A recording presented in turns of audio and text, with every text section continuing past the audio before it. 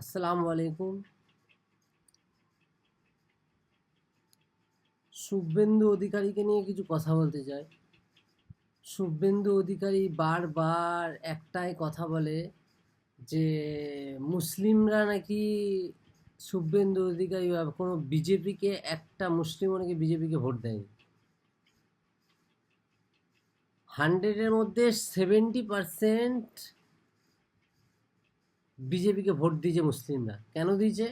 এই তৃণমূলের অত্যাচার সহ্য না করতে পারায় তার জন্য বিজেপিকে মুসলিমরা ভোট দিয়েছে।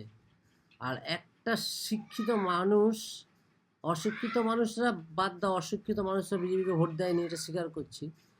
কিন্তু একটা শিক্ষিত মানুষ কোনো দিনও তৃণমূলকে ভোট দেবে না, কারণ এরা যা অত্যাচার করেছে, কাটমানি, তোলাবাজি, কয়লা পাচার, গরু পাচার, বালি চোর, বালি পাচার, এগুলো করে এত চারিদিকে একটা বাড়ি বানাতে গেলে ট্যাক্স দিতে হচ্ছে, একটা বাথরুম বানাতে গেলে ট্যাক্স দিতে হচ্ছে, হাপ্তা দিতে হচ্ছে, একটা দোকান করতে গেলে হাপ্তা দিতে হচ্ছে, ফুটে ব্যবসা করতে গেলে হাপ্তা দিতে হচ্ছে। এই অত্যাচারগুলো সহ্য না করতে পেরে প্রত্যেক 100-এর মধ্যে 70% মুসলিম বিজেপিকে ভোট দিয়েছে। আর শুভেন্দু অধিকারী কথায় কথায় বলছে যে